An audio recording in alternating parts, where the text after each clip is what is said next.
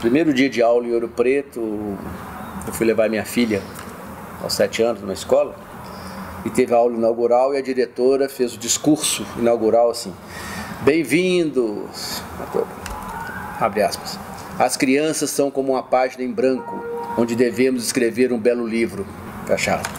Falei, meu Deus, não, deixa eu ir embora, onde é que é a porta de saída?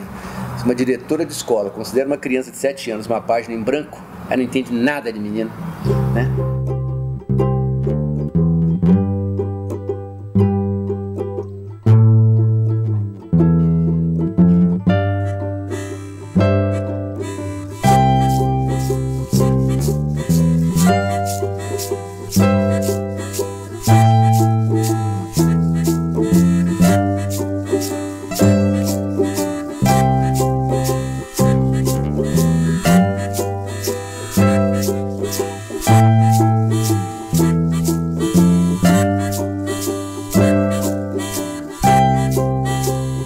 Será que é possível de criar essa escola, uma escola desse tipo, que seja uma escola alegre, prazerosa? Ou a escola tem que ser o serviço militar obrigatório aos 7 anos? Agora passou por 6. Né? O sistema educacional dominante no mundo não vende um produto que o cliente não quer receber e não pergunta a opinião do cliente se ele gostou. E o cliente é a criança. Então como é que se constata que a educação é um fracasso, não só no Brasil, mas em muitos lugares do mundo? Pela taxa de evasão. Né? Se for pegar a taxa de acesso, é muito boa no Brasil hoje, é quase universal. Mas a evasão beira 1/3 da entrada. Né? Ou seja, em algum momento a escola deixa de fazer sentido para o aluno. O médico do século XX entra numa sala de cirurgia do século XXI. Ele consegue operar? Ele não consegue operar. Ele mal consegue entender o que é que tem ali, onde é que está o paciente. Né? Se um professor do século XX ou XIX entra na sala de aula do século XXI, ele vai achar muito diferente? Não vai.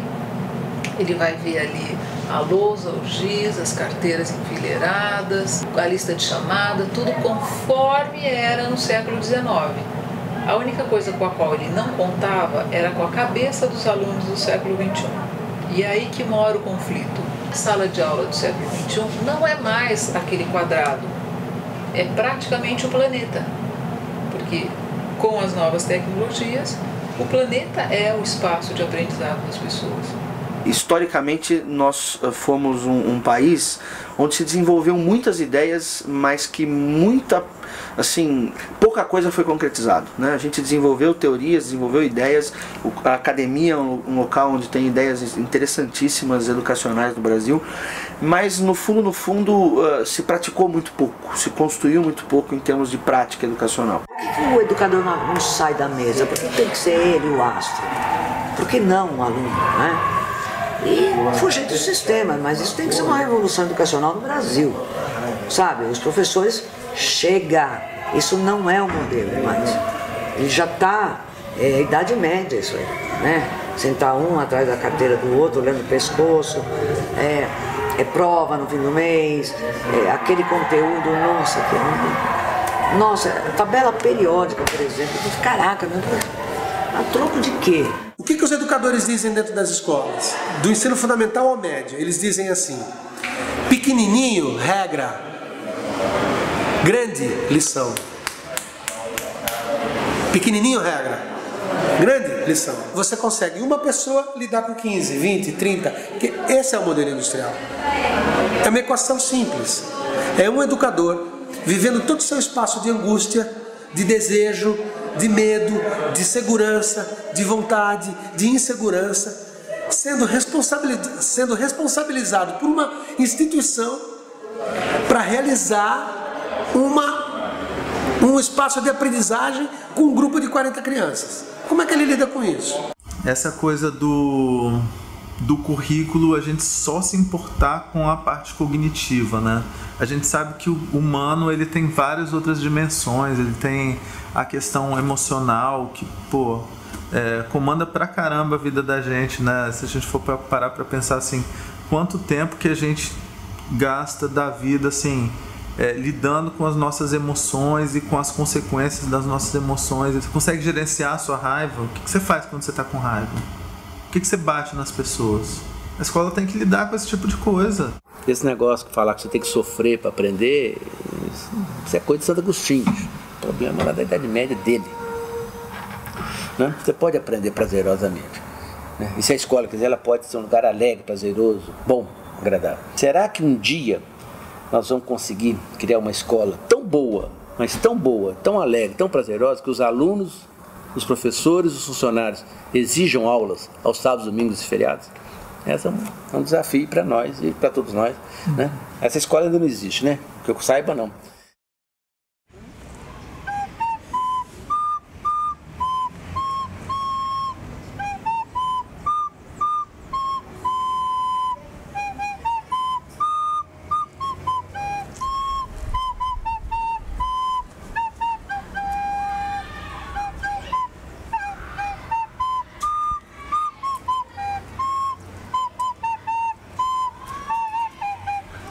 Pelo menos eu, quando estava nas outras escolas, me sentia muito presa dentro de uma sala de aula. E aqui não, aqui você pode vir aqui, sentar aqui, fazer uma lição do livro, ou até mesmo com um colega. Aí dá aquele arzinho de liberdade, você não fica se sentindo preso.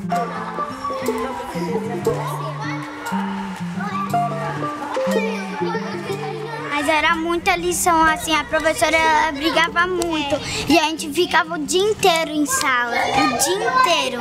Aí a gente queria que ele explicasse, né, mas não explicava. Aqui a gente pode pegar os livros e pode fazer a lição que a gente quiser. Se a gente tiver dúvida naquela lição que a gente quer fazer, a gente levanta a mão, o professor vem. Fala o que você precisa de ajuda. A gente fala, a gente precisa de ajuda na interpretação de texto, que eu não consigo escrever isso, não consigo entender aquilo, tal. Aí o professor vai lá e ele explica pra gente, ele não vai, pensa um pouco. Aí você fala, você pode estudar assim sozinha ou com alguém se você quiser.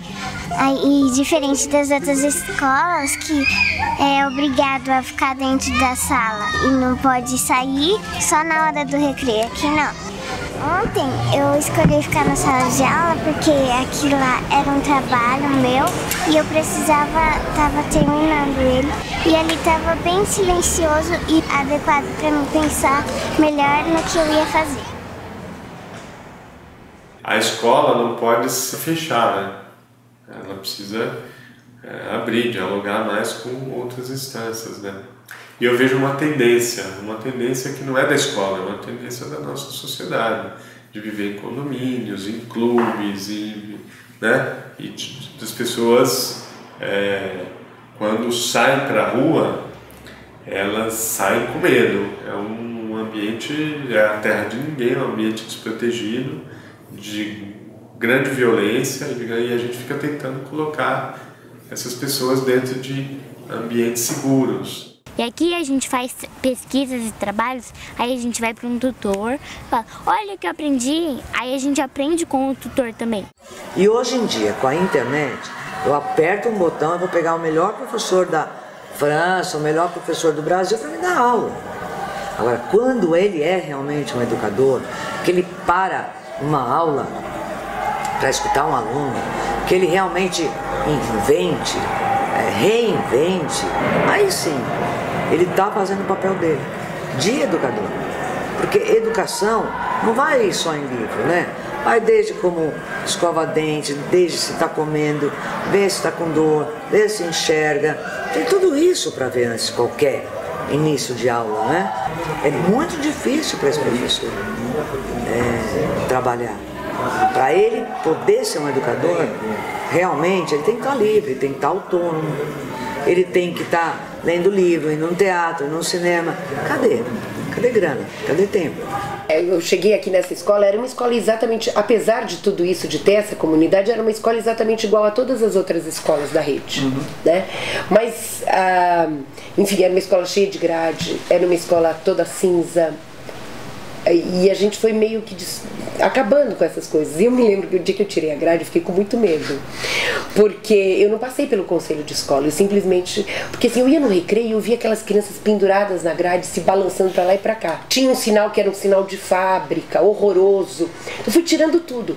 Daí quando eu tirei a grade, eu fui pro recreio e uma menina disse pra mim assim, diretora, ainda bem que a senhora tirou a grade, porque a gente não é louco nem bandido pra ficar preso. A escola como ela existe, ela com esse formato que normalmente é o da aula, da série, da turma, do horário padrão, etc. Ela é uma invenção recente. Portanto, isso prova que a escola mudou.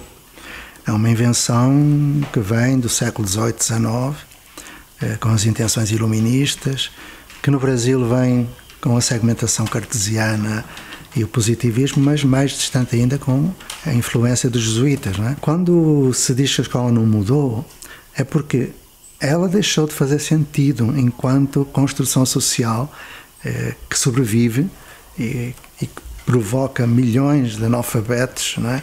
E que provoca muita infelicidade e muito desperdício de gente. Essa escola não mudou por uma razão. É que ela hoje não tem qualquer suporte nem de bom senso, quanto mais de ciência. Educação é muito mais do que acontece numa sala de aula. A educação é uma invenção humana para transmitir o humano, né? Uma forma de transmitir o humano entre as gerações. Então, a sala de aula é só um dispositivo para isso acontecer e nem sempre o melhor dispositivo.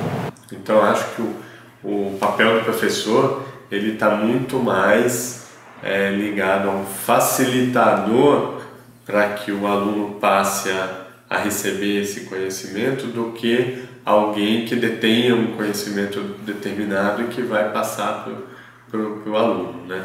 Então a gente come um monte de coisa que a gente não sabe se faz bem ou não pra gente. Isso vai enfraquecendo o nosso corpo. Coca-Cola vai roendo os ossos. E sabia, Vitor? Tudo pode se tornar um vício, tudo pode ser droga, tudo que vira vício, que você come muito, essas coisas que você usa muito. Que nem consumismo é uma droga, sabia?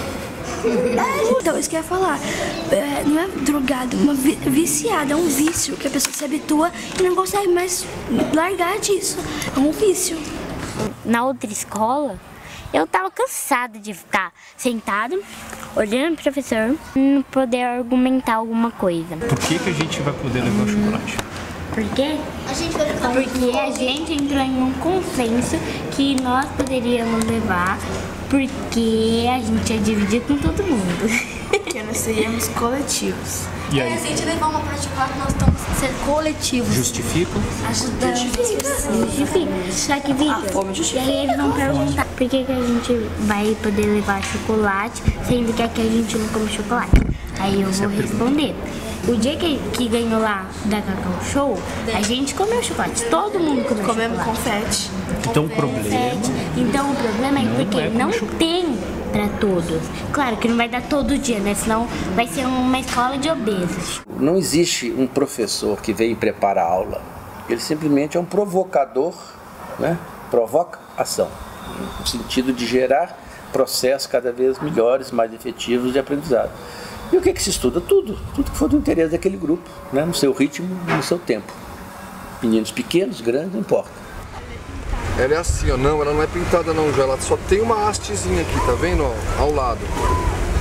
Certo, ó, 1, 2, 3, 4, só que ela soa durante 1, 2 só. 1, 2, parou, certo? Essa nota chama semibreve, por enquanto não importa muito o nome, depois a gente vai te falar do nome dela.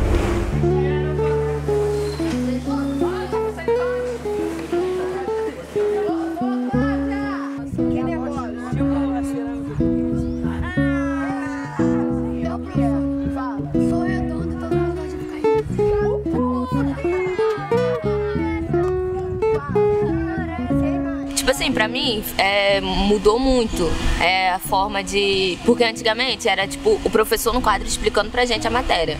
Agora, tipo assim, a gente que tem que ir estudar, procurar fazer acontecer, saber de tudo. O professor, tipo assim, ajuda numa coisa ou outra que não tá dando mesmo pra você aprender ali. Aqui eu sempre digo que não foram só as paredes que caíram, porque os nossos espaços, a nossa sala de aula são espaços de aprendizagem. Mas não foi só isso, é uma mudança total de paradigma. Você tem famílias que são formadas por 6 alunos e cada 3 famílias você tem um time. Só que essas famílias, elas foram construídas e montadas com todos os anos de aprendizagem. Então eu tenho alunos, nos times eu tenho alunos de 7º ano, 8º ano e 9º ano. Ele deixa de ser professor e passa a ser professor mentor. Quer dizer, como a palavra mesmo diz, né? Ele é o cara que vai mediar essa aprendizagem do aluno. Então é uma quebra total de paradigmas. Começando a me acostumar agora, no começo do ano eu odiei a ideia. Eu odiei, não gostei. Porque eu pensei que eu não ia aprender nada. Tipo assim, qualquer coisa que eu não sabia, eu começava a chorar, cheio de raiva. Aí eu, ai, professor, não tô aprendendo que não sei o que. Ele, calma, você vai se acostumar. Porque, tipo assim, a gente ficou uns, sei lá, 8, 10 anos, sei lá, da nossa vida estudando de um jeito, só o professor lá. Aí do nada mudou. Aí tem que se acostumar aos poucos, eu acho isso. Porque ficar, sei lá, do nada, tô gostando. Não, eu vou me acostumando aos poucos, com certeza.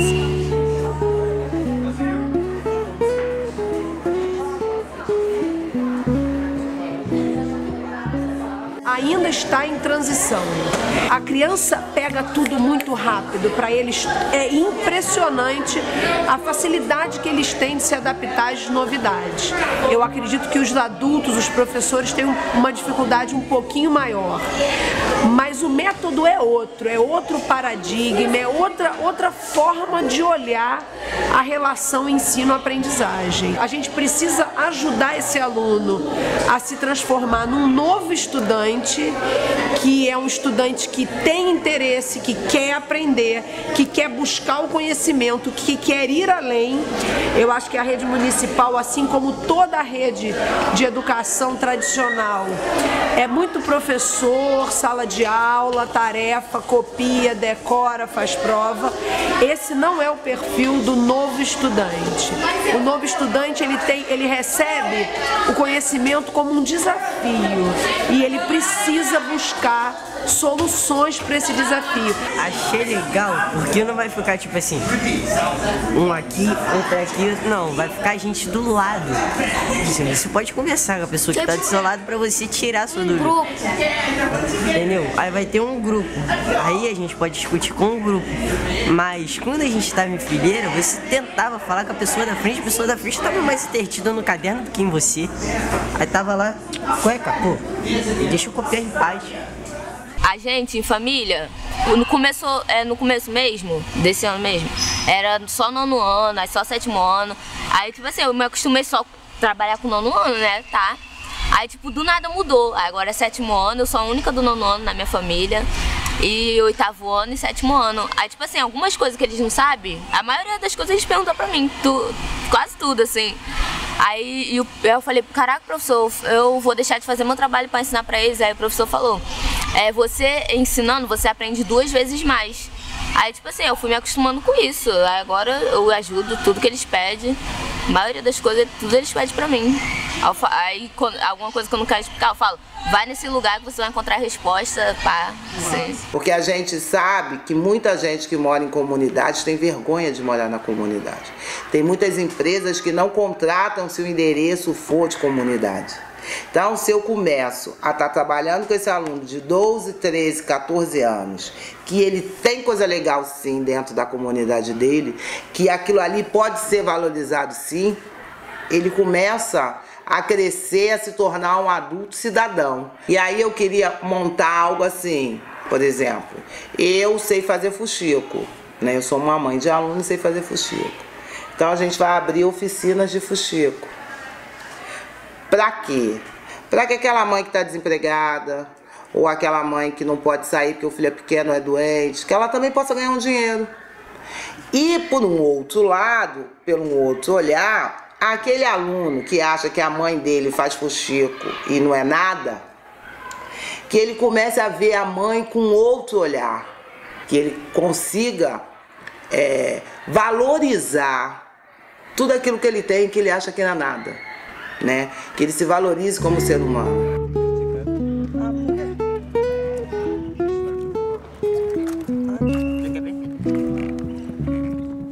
E o professor Antônio Carlos Gomes da Costa insistia que alguma hora a gente vai ter que ter uma pedagogia bossa nova, que ele chamava, né? Ou seja, a gente precisa, dentro do processo de educação, trazer o que a gente tem de mais forte, os brasileiros, né? Que é a criatividade, que é a ginga, essa coisa com a cultura muito forte, essa coisa com a diversidade, de ter que ser criativo para resolver problema. Pô, olha, vai numa dessas favelas aí que você vê como é que o nego não tem que ser criativo para poder resolver os problemas que eles têm, né? Só que a gente não traz isso para o processo formal de educação, né? Então eu acho que basicamente a minha obsessão é essa, assim, como é que a gente consegue recriar um processo educacional que consiga se aliar com o que nós temos, nós brasileiros, como força da nossa cultura, que é uma pedagogia de alma brasileira, né?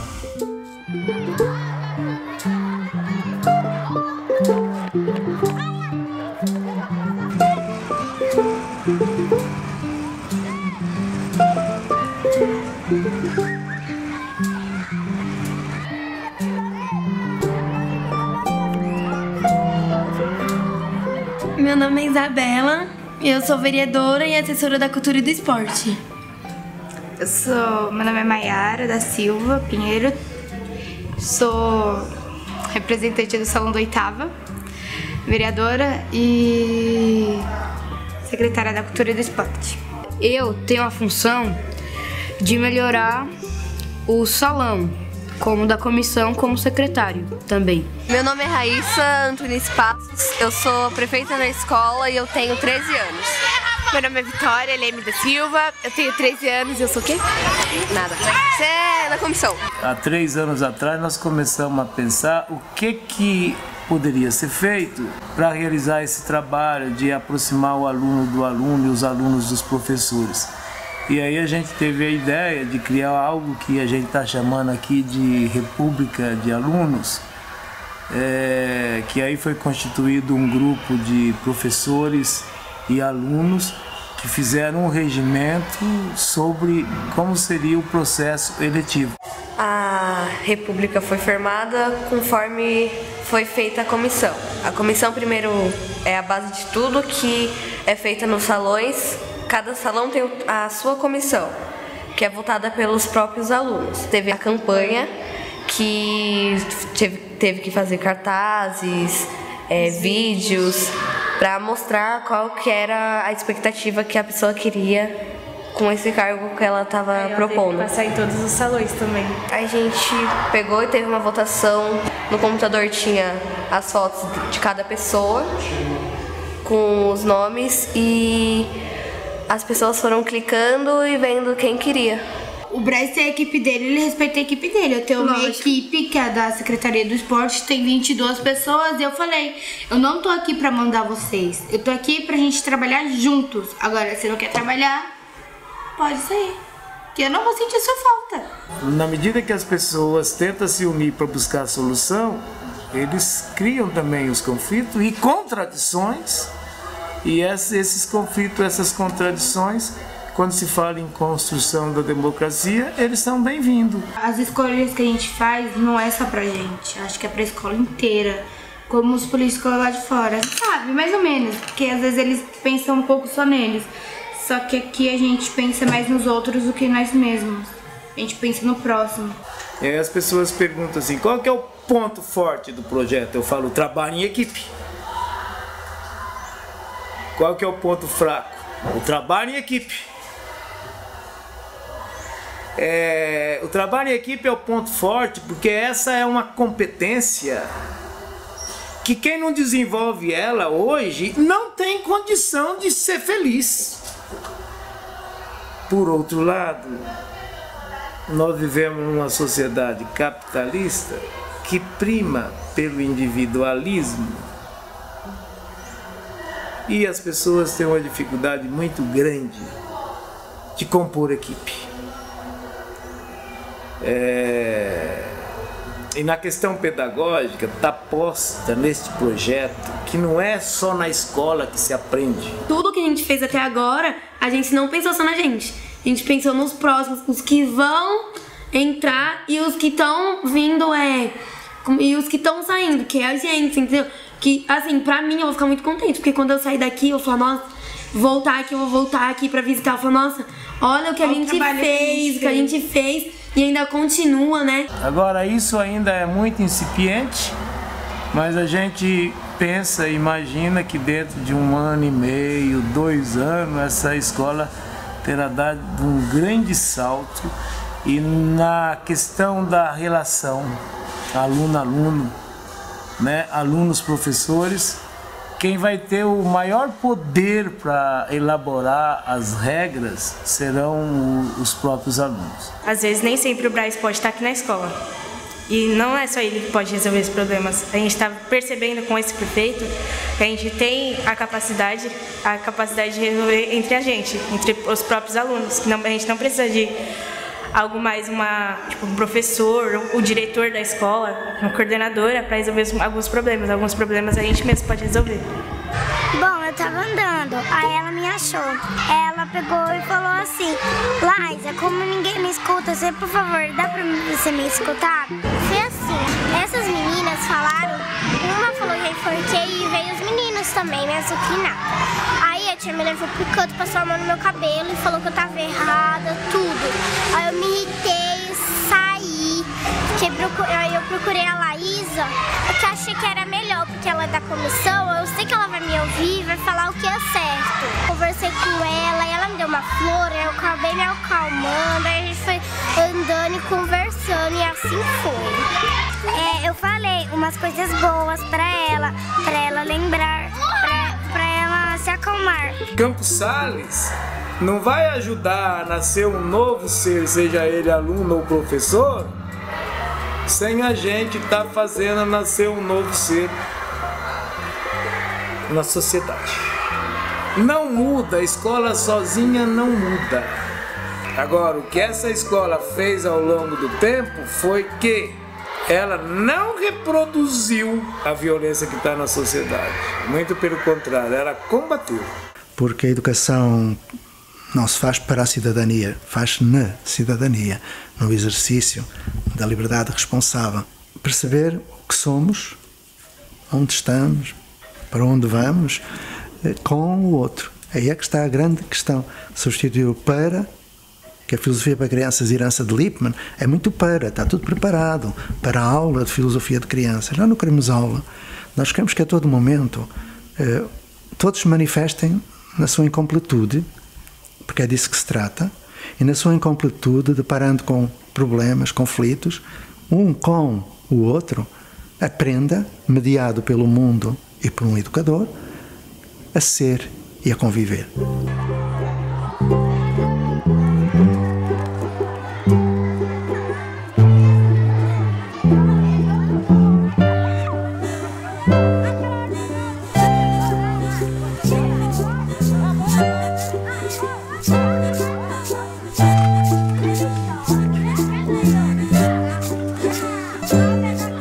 Você olha só para o lado vazio e você investe no lado vazio, a solução não transforma. Porque a solução para um lado vazio é só encher.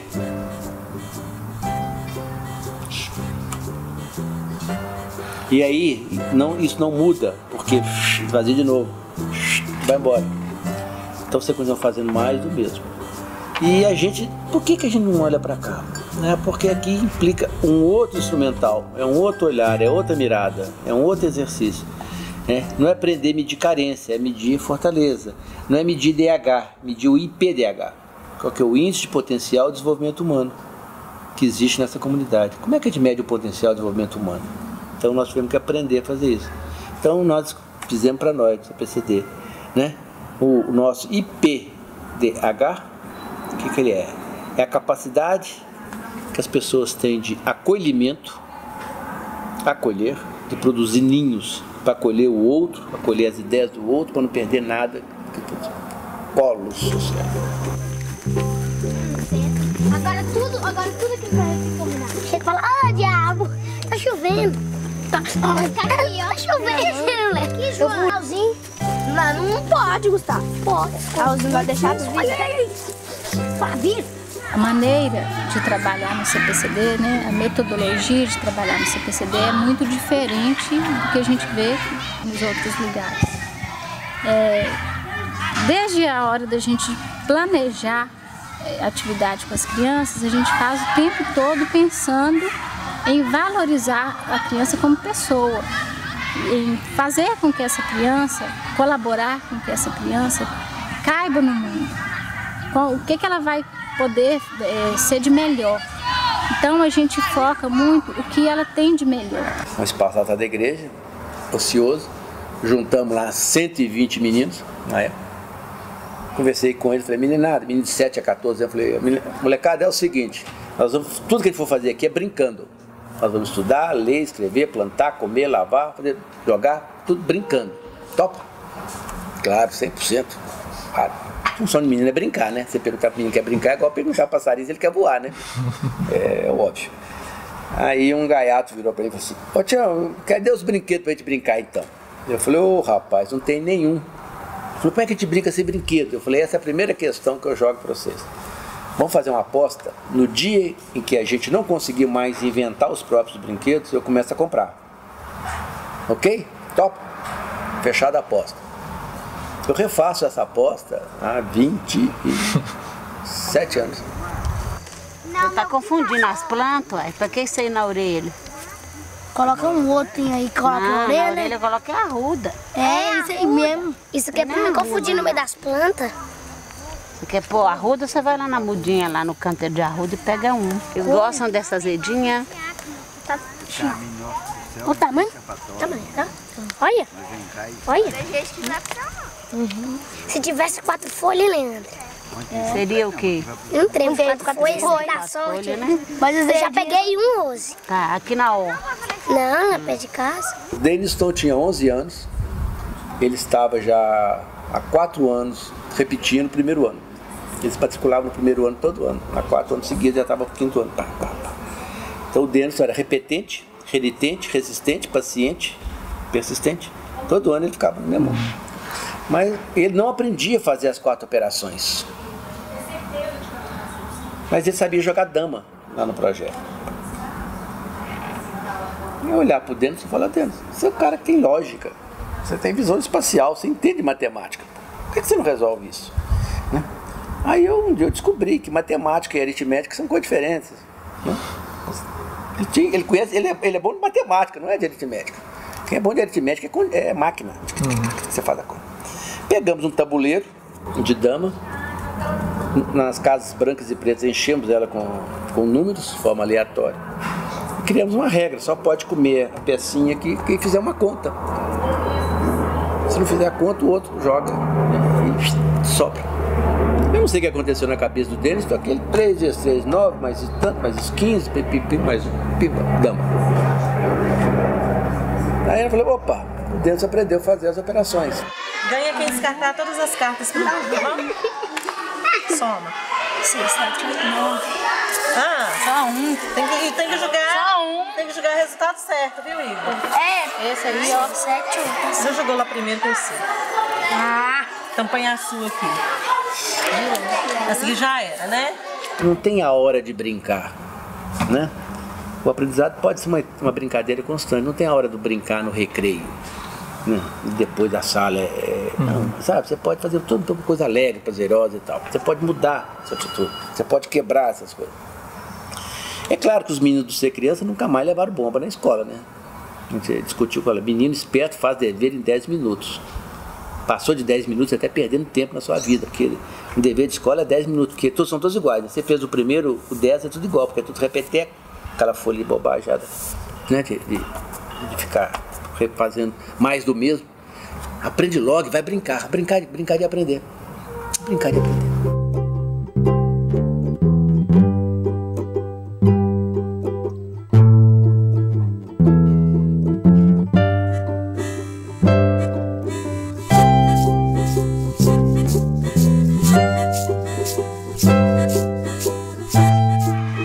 E o papel nosso de educador aqui é fazer essa aprendizagem ser significativa. Então, às vezes eu tenho uma criança aqui que ela não consegue, todo mundo tem limitações. Às vezes ela não consegue ir até onde o outro foi, mas até onde ela foi já é muito bom e é muito valorizado. Então, o papel nosso, de nós educadores aqui da instituição é esse, é de valorizar o máximo que a gente pode, é de ver o ponto luminoso e de fazer isso florescer cada vez mais. É acolher sempre e fazer essa troca, né? Conseguir fazer essa troca. Pra gente fazer essa troca, a gente não consegue sem o acolhimento. Quando a gente acolhe, a gente encanta e a gente fica encantado.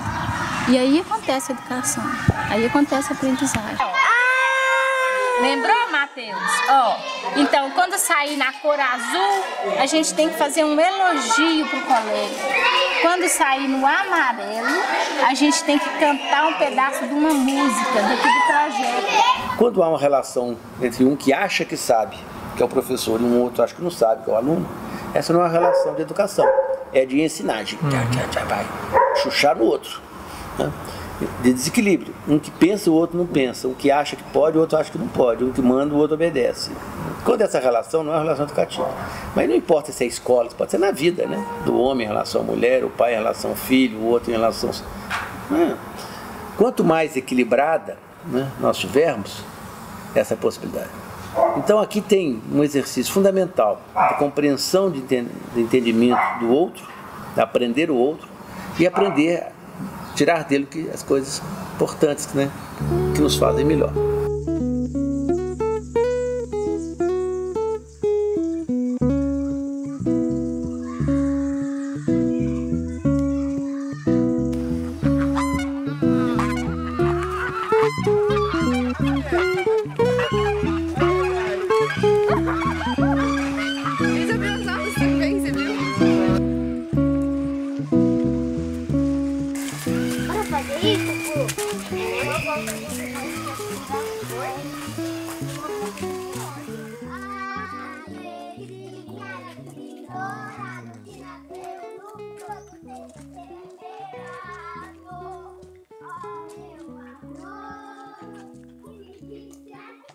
O desenho do projeto Araribá surgiu assim dessa necessidade. Nossas crianças estavam acostumadas ao ar livre, à rua, eles estavam acostumados a ficar na rua. Então o que nós fizemos? Nós transformamos os espaços da escola. Eu falei, vamos criar espaço de aprendizagem.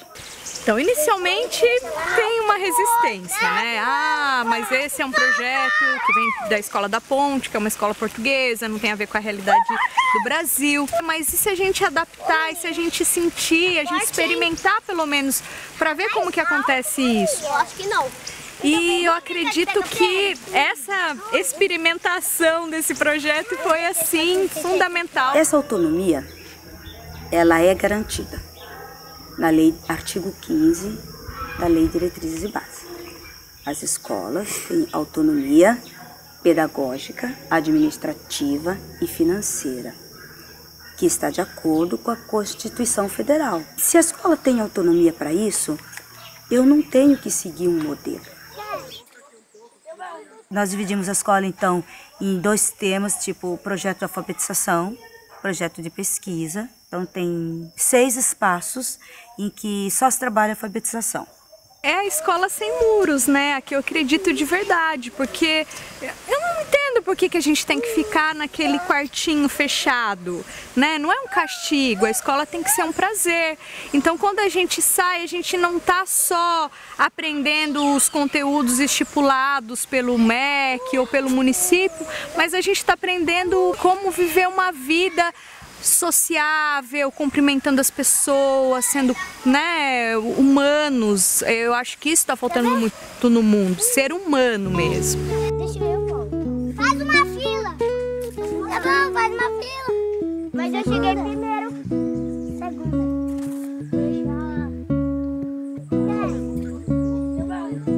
Quando você começa a desafiar esses limites e buscar essa maturidade desse projeto, você acaba lidando muito com as suas coisas.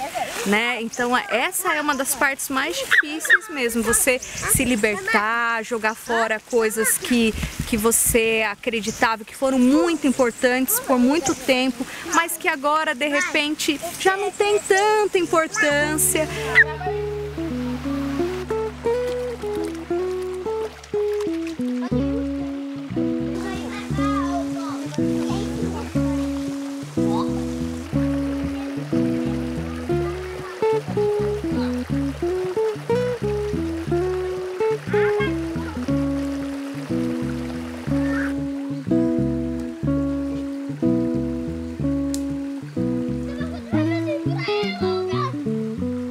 Uma escola sem paredes, sem turmas, sem classes e sem aulas. Essa é a nossa meta.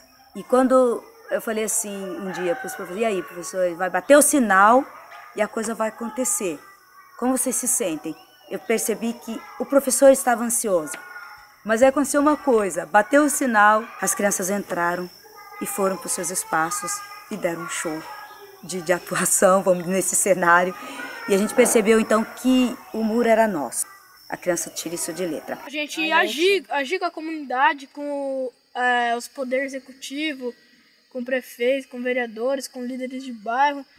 Falar para resolver, igual o transporte no bairro. A gente está fazendo agora um projeto, nós fomos lá para outra escola, que a gente vai em tudo que for possível para a gente conseguir. Porque aqui o ônibus é 2 em 2 horas. Conseguir em outros lugares é meia hora, aqui em Ubatuba.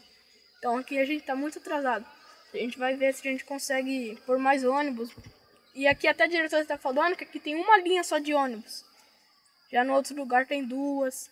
Por que só o professor tem que construir isso? Não. O pai, o líder comunitário, ele também pode transmitir esse conhecimento. Todas as festas juninas a gente juntava, fazia. Foi a primeira casa aqui de Pau a Pique, que foi feita pelo pessoal da escola, pelas criançadas, que é uma tradição, para não deixar acabar aquela casa de pau a pique antigamente. Então era feito, e em cima dela foi feito trabalho, a gente vinha aqui ensinar a fazer artesanato de papel, de canudo, tinha outro senhor também, o seu João também trabalhou aqui, ele ensinava as criançadas a fazer os trabalhos, fazer as pinturas. Então a gente sempre procurava ajudar. E toda vez que tinha reunião de APM, eu não participava da APM. Daí foi um dia que o diretor falou, "Sr. chefe, você não participa na APM?" Eu falo, "Posso participar." E os pais acho que sentiram que colaboradores.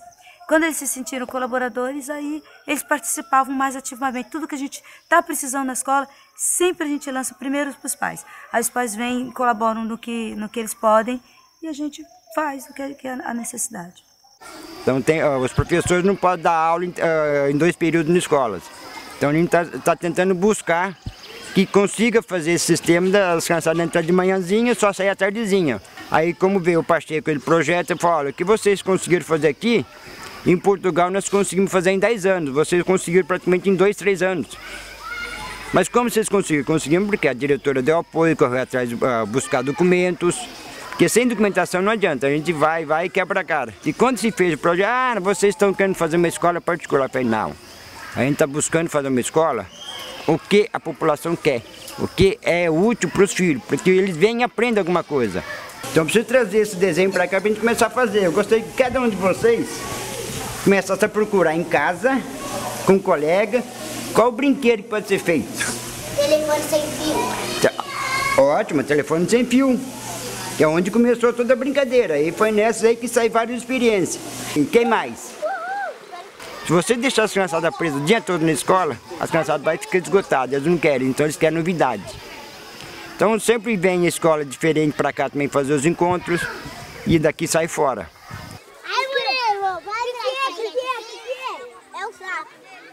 Primeiro eu tava tomando café, aí ele falou que tinha um sapo aqui, eu fui ver.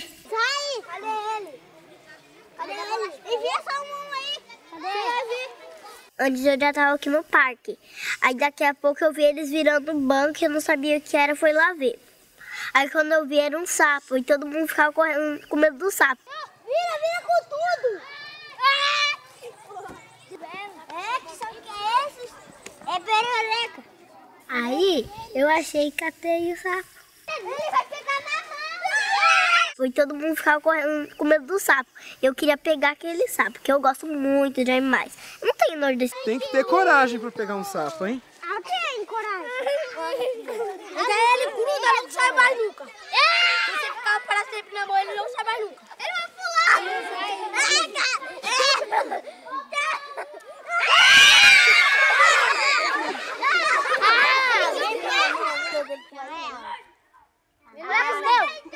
Ele não vai ficar grudado. Você quer? Olha os olhos. Deixa eu segurar. Ai, que lindo. Pra minha irmã. Deixa eu ir mostrar pra minha irmã. Eu fui levando ele, todo mundo me agarrando, querendo catar o sapo, né? E eu com ele na mão, andando devagar pra ele não pular. E ele é geladinho. Não sei porque todo mundo tem nojo de sapo. Tipo minha mãe. Eu defendo que haja recreio toda a hora, ou seja, que a educação seja um ato consciente, inteligente e que seja a todo momento. Esse tempo deveria ser sempre, porque a aprendizagem acontece em qualquer momento, não é? E raramente acontece durante a aula. Eu penso que muito mais aprendizagem acontece no recreio do que numa aula. Isto é uma suposição minha.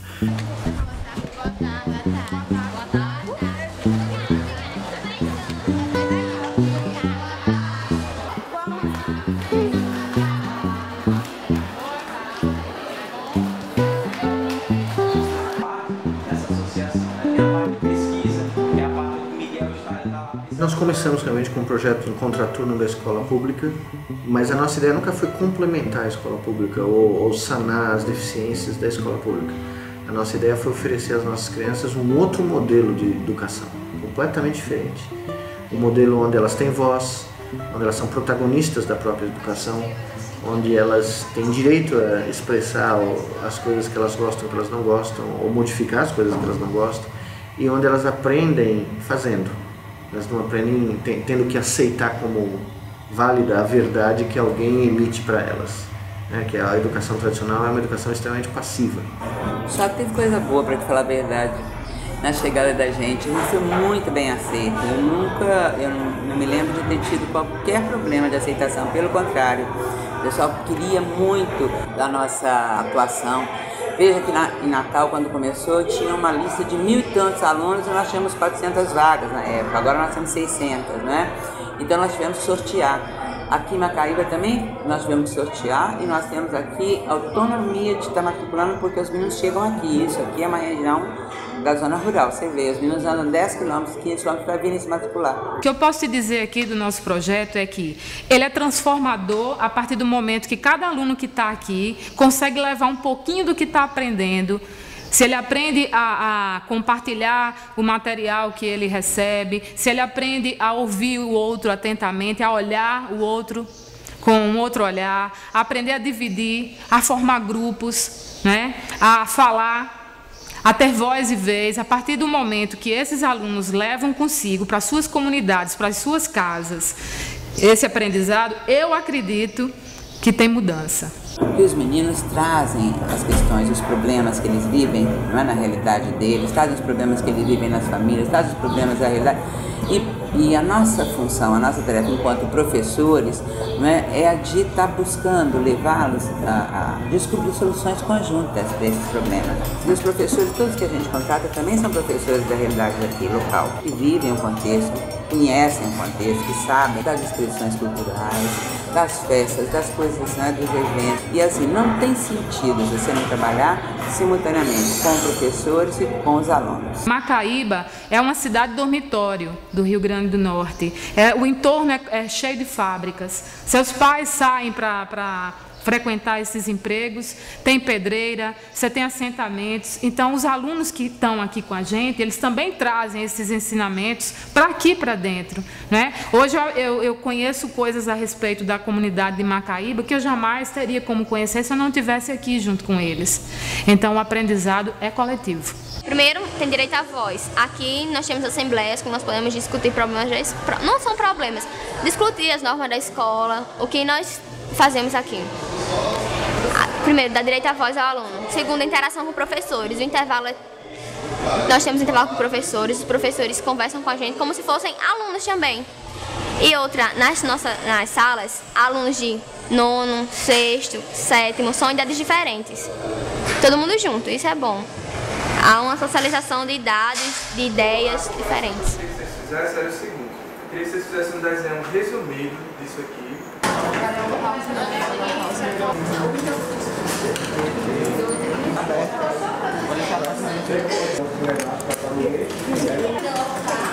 A minha formação como professora começou aqui mesmo, assim. Eu acho que a teoria é muito importante, lógico, né?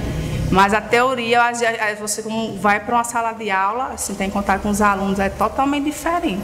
Então foram eles que me formaram, que me fizeram professora. Eu só sou professora por conta deles. Por exemplo, veio um professor falar sobre política. Nós vimos um jornal, um assunto, nós trazemos para a aula. Aquilo ali já impulsiona outros alunos a conversarem, a debaterem. Eu acho isso bom, não acho que o professor perderia o poder. E sim, ele ajudaria na sua aula. Porque se ele der o poder de fala ao aluno, a um aluno, quem sabe, outros irão se mobilizar e assim vai gerar essa roda contínua. Os alunos vão querer se interessar mais por aquela aula, porque ele vai ver que ali ele tem um poder de fala, ele vai poder estar passando o seu ponto de vista. Isso é bom. Quebra, né? Então, eu não sou mais a professora, eu sou a professora. Sabe? É uma coisa mais próxima, assim. É mais, sabe? É em conjunto, né? O que está lá mandando e obedecendo, não. É o que está construindo em conjunto, está construindo junto. Quando você vai numa escola, qualquer escola do Brasil, e você conta o que a gente faz, você conta como... A primeira reação dos professores, dos diretores é essa. Ah, mas aqui não dá, porque às 3 da tarde tem um lanche. Ou então o recreio aqui é 1 da tarde, então não dá para ter treinamento de professor. Todo mundo está na zona de conforto, todo mundo está mais do que acomodado com o que tem, entendeu?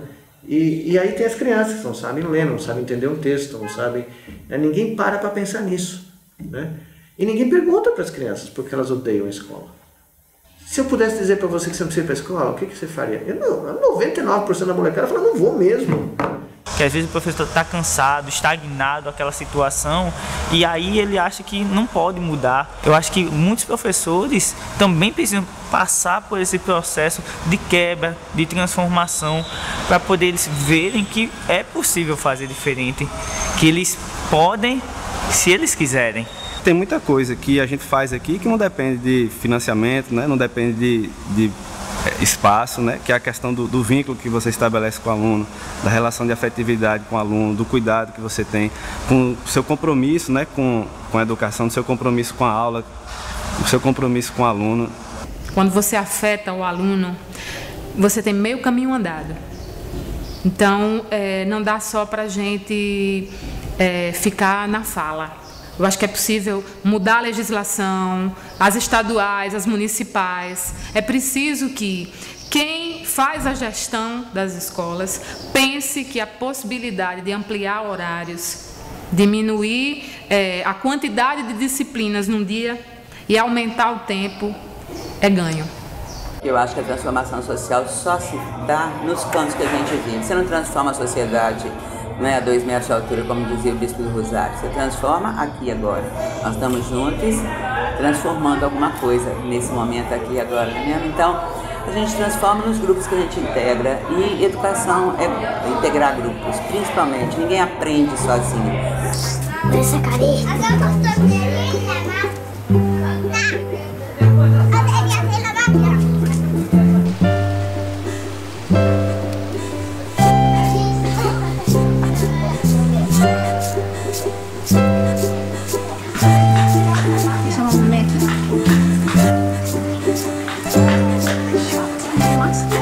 Eu sou uma das fundadoras, diretora, professora e faxineira da escola.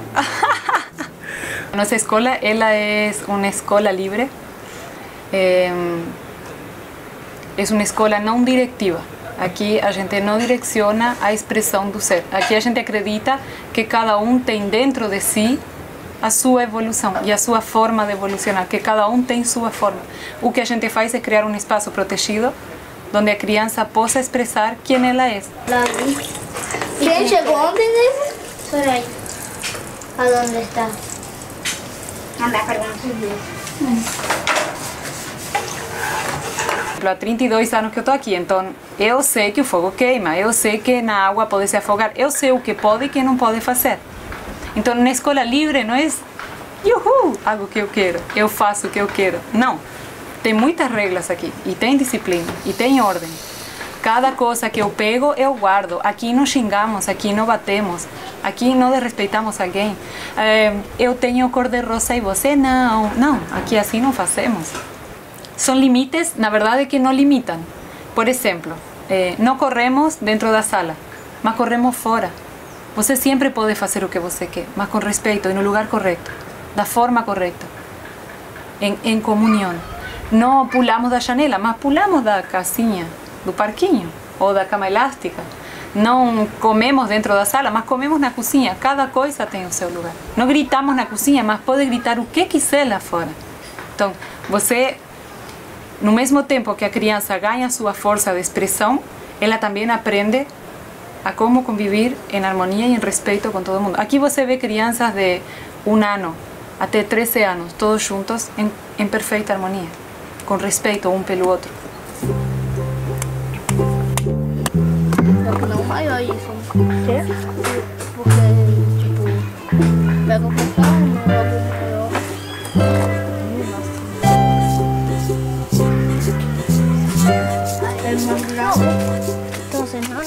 liberdade não existe sem o autogoverno. É muito fácil falar, a criança tem liberdade, mas existem regras impostas ou até punições, né, na época impostas. Então você pode escolher o que você faz o dia inteiro, mas se você quebra o vidro, eu vou dizer que isso que acontece, que essa é a punição. Com o tempo foram surgindo outras escolas e acho que as escolas que se chamam democrática hoje, cada uma é de um jeito muito peculiar e muito seu. Summerhill funciona de um jeito e funciona como internato, outra escola funciona de outro jeito, tem escolas que os pais participam das assembleias. Mais do que escola democrática, mais do que escola livre, é uma comunidade que tem um número grande de crianças e alguns adultos juntos. Então eles se resolvem lá e tem a maturidade, ou se pede uma maturidade, ou convida-se para que eles aprendam uma maturidade de se resolver. Um julgamento ou um olhar de um adulto, ele pode apagar a expressão de 40 crianças em 1 segundo, ou mais. Só um olhar que tem julgamento por trás, ou que tem um qualificativo, ou que tem uma expectativa por trás, ele apaga a expressão de uma criança. Porque a energia das crianças, a expressão delas, ela é muito forte. Você vê uma criança de 2 anos, a expressão dela é muito forte e não está nem aí para nada, ela está expressando. Mas quando elas começam a crescer, a energia da expressão das crianças, ela está tão embaixo e tão julgada pelos adultos que ela já não tem força. O lobo não consegue matar eu nem o urso mal. Quando eu ganhei, ele é muito gigante, as pernas dele são longas. E eu posso pegar uma pistola de fogo e psquá. Só que não é. Que? Lá na Catarina, ele é bem gigante. Ele é muito alto. E tem um buraco bem gigante. As nossas crianças, elas sabem pensar. Elas sabem pensar por si. Elas não precisam a forma que alguém ensinou. Elas têm cada uma a sua forma. Então, para fazer uma conta, imagina uma soma ou uma divisão, cada um tem sua forma de fazer. Essa forma própria de cada um. Entender a criança como outro ser humano, que já é. E aí se relacionar com outra pessoa como se você se relacionaria com outra pessoa. Com a diferença de que algumas coisas ela tem autonomia para fazer, outras não. Se ela fizer errado, qual a pior coisa que pode acontecer? Ela vai cair de bunda e vai chorar. Ué, deixa ela tentar, né? Ou ela vai colocar um pouco de areia na boca. Né? Deixa ela tentar. Tem algumas coisas que, não, ela vai cair 3 andares, então não deixa ela tentar, né? Então ter essa noção e arriscar na medida, dentro da segurança, fora da zona de conforto, para a criança lidar com as coisas sozinha. Então essa foi a criação da Cecília hoje, e para mim, quando eu olhei para essa peça, eu vi completamente, para mim foi uma confirmação de que olha a expressão única de cada um, sabe? Ninguém pode fazer isso igual, ninguém ensinou ela criou. Essa é essa expressão da Cecília, isso aqui é a Cecília. é uma expressão única, a forma é única, é da Cecília. Isso está dentro de cada um de nós. Cada um tem sua forma, então não existe uma forma de fazer uma suma ou uma forma de estudar uma coisa, não existe. Cada um tem sua forma. E como você encontra essa forma? Você não encontra, porque está dentro de cada um.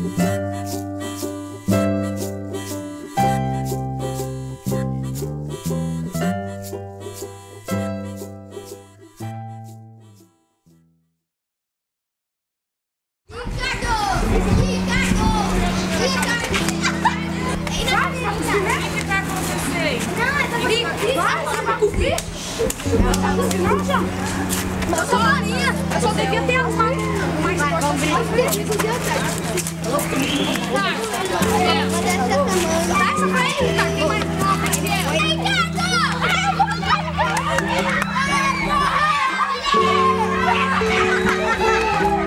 Aí eu mandei ele soltar, falei, solta. Aí eu bati nele, aí ele cuspiu em mim. Aí eu falei, ah é? Aí eu corri até dele pra cuspir nele. Aí ele pegou e deixou com o João. Aí eu falei assim, depois você vai ver o cuspir com você. Aí depois ele e o João apareceu ali com uma vara pra me bater. Você cuspiu e o problema resolveu. Foi resolvido?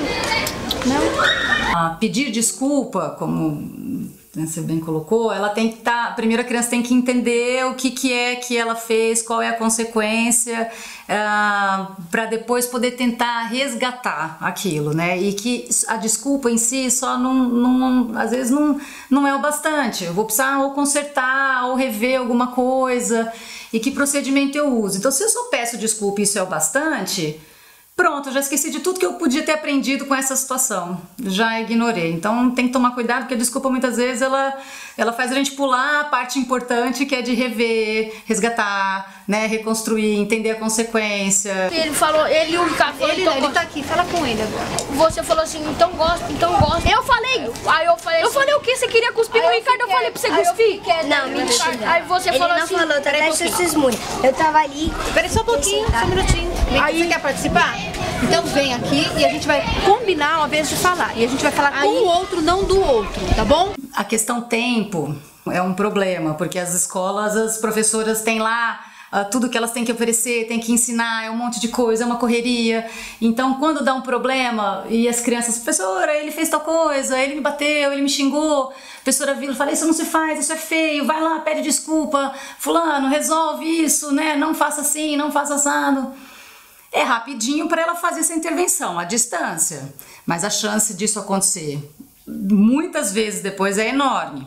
Diferente dela chegar e se colocar no papel de mediador mesmo, que o adulto tem que ser para resolver essas situações. Então a professora vai lá, escuta uma criança que trouxe a queixa, enquanto isso a outra criança que está sendo acusada, né, também vai fazer um exercício de escuta, porque vai ouvir como foi que o outro encarou a atitude dele. Depois que um falou, o outro fala, e depois que os dois falaram o que aconteceu e aumentou já um pouquinho a consciência, porque às vezes um viu a situação de um jeito totalmente diferente do outro, né? A professora pode lançar a proposta. Então, como é que a gente faz para resolver isso agora? Mas quando a gente não gosta de alguma coisa, o que a gente tem que fazer, Ricardo? Sei lá, falar. Eu não gosto dessa brincadeira. Isso! Tá vendo? Sim. Se você dissesse pra ele num momento assim, olha... Guilherme, eu não gostei de você ter segurado no meu pescoço. O que você ia fazer, Guilherme, se ele tivesse te falado, ao invés de te machucar? Eu ia falar, então para de atrapalhar. Aí ele pediu pra você parar de atrapalhar o que estava acontecendo. E você? Eu tô atrás para não atrapalhar. Vou sair de perto. Você pensaria nisso? Estão vendo onde está o problema? Ele sai bater papo. Tudo começou pela falta de respeito. O respeito. Quando você chama ele de gordo, ele fica ofendido, você desrespeitou ele. Aí ele não soube conversar com você, grudou pelo seu pescoço. Mas todo mundo chama ele de gordão? É, mas é por isso que você vai chamar também? Então, Ricardo, agora é hora de você conversar com todo mundo que te chama de gordão e explicar o que você gosta. Não, chamar de gordão você vai chamar.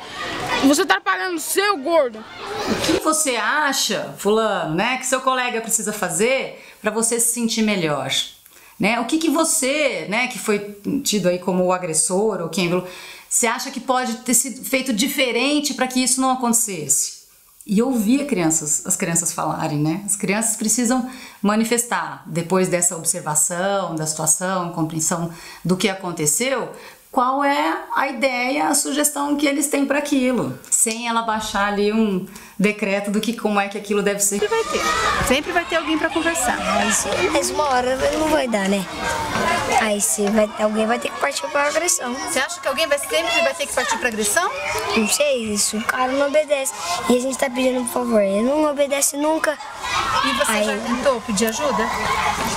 Se você então aí, nesse momento que você pediu, não aconteceu, você sair fora, não é melhor do que provocar uma situação? Se você não tem ajuda para conversar, você vai ter ajuda para alguém, para não se bater ou para te proteger? Vai ser mais difícil, não é? Estão tranquilos? Com certeza isso vai levar muito mais tempo do que ela emitir de longe um fica quieto, pede desculpa, né? Mas é mais eficiente em termos de educação, porque essas crianças numa próxima situação vão tentar resolver sozinhas, vão usar esse modelo que foi oferecido pela professora ou professor, né, para resolver conflito. Então, será que o outro entendeu o que eu quis dizer? Né? Ele se sentiu ofendido por quê? Né? Então, mas não era a intenção, então vamos rever que de outra maneira eu posso falar aquilo. É só assim que vai dar para construir, quando as pessoas pararem para conversar e se ouvir, né? Só se aprende quando, perante algo, e esse algo pode ser uma necessidade, um problema, um desejo, um sonho, o que for, alguém se interroga, alguém se aproxima e os dois, com relação à fonte de conhecimento, que pode ser uma pessoa, pode ser uma lan house, pode ser um livro, uma biblioteca, a internet, no ciberespaço, fazem um combinado, ou seja, um projeto. E quando isso acontece, a aprendizagem deixa de estar centrada no tradicional aprendente, que é o aluno, e deixa de estar centrada no tradicional ensinante, que é o professor, o currículo, para estar centrada na relação. Está tudo centrado na relação. E é da qualidade da relação e dos instrumentos que a medeiam que a informação é transformada em conhecimento. Existe produção de conhecimento. É na relação. Eu vou entendê-lo e vou procurar o consenso. Portanto, aqui não há espaço de democracia representativa. Há o espaço de direto. Eu e tu e eu. E no meio, na relação, está a resposta.